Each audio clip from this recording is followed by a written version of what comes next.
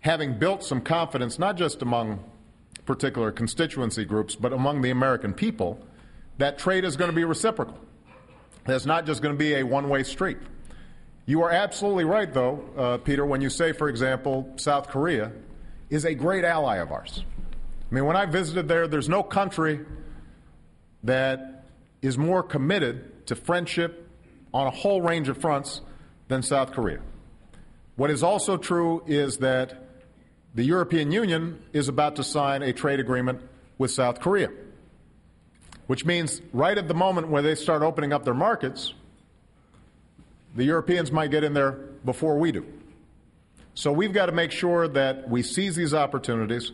I will be talking more about trade this year. It's going to have to be trade that combines opening their markets with an enforcement mechanism as well as just opening up our markets. I think that's something that all of us would agree on.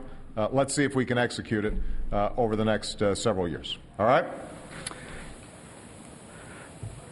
Is that it? Jeb Hensarling, Texas, and that'll be it. Jim's going to wrap things up? Yes, sir. All right. Jeb, Mr. President. How are you? I'm doing well. Mr. President, a year ago, I had an opportunity to speak to you about the national debt. And something that you and I have in common is we both have small children. Absolutely. And I left that conversation really feeling your sincere commitment to ensuring that our children, our nation's children, do not inherit an unconscionable debt. We know that under current law, that government, the cost of government is due to grow from 20% of our economy to 40% of our economy, and right about the time our children are leaving college and getting that first job. Mm-hmm. Mr. President, shortly after that conversation a year ago, the Republicans proposed a budget that ensured that government did not grow beyond the historical standard of 20% of GDP. It was a budget that actually froze immediately non-defense discretionary spending. It spent $5 trillion less than ultimately what was enacted into law. And unfortunately, I believe that budget was ignored.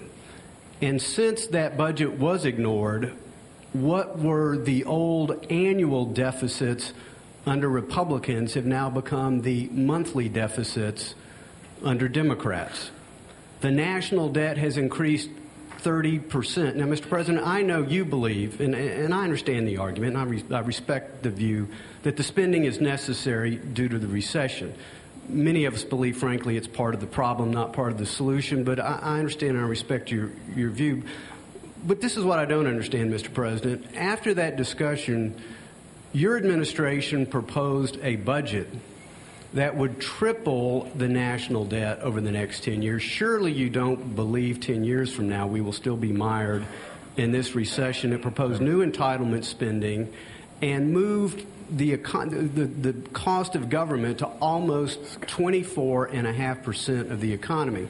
Now, very soon, Mr. President, you're due to submit a new budget. And my question Jim, is... I know there's a question in there somewhere, because you're making a whole bunch of assertions, half of which I disagree with, and I'm having to sit here listening to them. At some point, I know you're going to let me answer. That's the question. You are soon to submit a new budget, Mr. President. Will that new budget, like your old budget, triple the national debt and continue to take us down the path of increasing the cost of government to almost 25% of our economy? All right, that's the question, Mr. President. Jim, with all due respect, I've just got to take this last question as an example of how it's very hard to have the kind of bipartisan work that we're going to do, because the whole question was structured as a talking point for running a campaign. Now, look, let's talk about the budget once again, because I'll go through it with you line by line. The fact of the matter is that when we came into office, the deficit was $1.3 trillion. 1.3. So when you say that suddenly I've got a monthly budget that is higher than the annual, or a monthly deficit that's higher than the annual deficit left by the Republicans, that's factually just not true. And you know it's not true. And what is true is that we came in already with a $1.3 trillion deficit before I had passed any law. What is true is we came in with $8 trillion worth of debt over the next decade. Had nothing to do with anything that we had done. It had to do with the fact that in 2000, when there was a budget surplus of $200 billion, you had a Republican administration and a Republican Congress, and we had 2 tax cuts that weren't paid for. You had a prescription drug plan, the biggest entitlement plan, by the way, in several decades, that was passed without it being paid for. You had 2 wars that were done through supplementals. And then you had $3 trillion projected because of the lost revenue of this recession. That's $8 trillion. Now, we increased it by $1 trillion because of the spending that we had to make on the stimulus.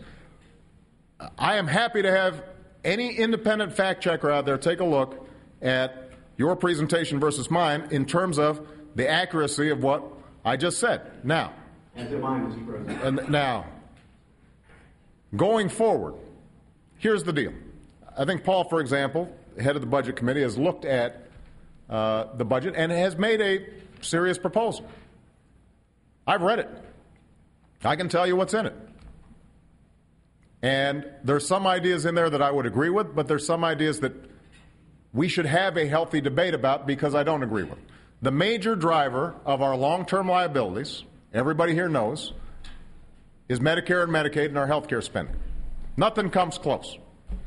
Social Security we could probably fix the same way Tip O'Neill and Ronald Reagan sat down together and they could figure something out. That is manageable. Medicare and Medicaid, massive problem down the road. That's going to be what our children have to worry about. Now, Paul's approach, and I want to be careful not simplifying this because I know you've got a lot of detail in your plan. But if I understand it correctly, would say we're going to provide vouchers of some sort for current Medicare recipients at the current level. No? People 55 above. 55. Well, no, I understand. I mean, there's a grandfathering in, but just for future beneficiaries, right? That's why I said I didn't want to. I want to make sure that I'm not being unfair to your proposal, but I just want to point out that I've read it, and the basic idea would be that at some point we hold Medicare cost per recipient constant as a way of making sure that that doesn't go way out of whack. And I'm sure there's some details that we grow it at a blend of inflation and health inflation. Right. The point of our plan is, because Medicare, as you know, is a $38 trillion unfunded liability. Right. It has to be reformed for younger generations because it won't exist because it's going bankrupt. And the premise of our idea is, look, why not give people the same kind of health care plan we here have in Congress? That's the kind of reform we're proposing for Medicare. Right. So, look, as I said before, this is an entirely legitimate proposal. The problem is twofold.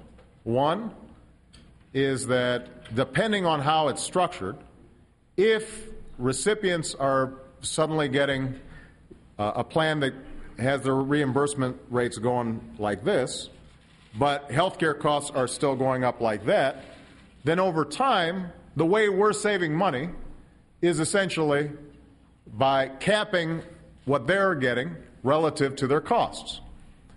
Now, I just want to point out, and this brings me to the second problem. When we made a very modest proposal as part of our package, our health care reform package, to eliminate the subsidies going to insurance companies for Medicare Advantage, we were attacked across the board by many on your aisle for slashing Medicare. You remember? We're going to start cutting benefits for seniors. That was the story that was perpetrated out there scared the dickens out of a lot of seniors. No, but here's my point. If the main question is going to be what do we do about Medicare costs, any proposal that Paul makes will be painted factually from the perspective of those who disagree with it as cutting benefits over the long term. Paul, I don't think you disagree with that. That there is a political vulnerability to doing anything that tinkers with Medicare. And that's probably the biggest savings that are obtained through Paul's plan.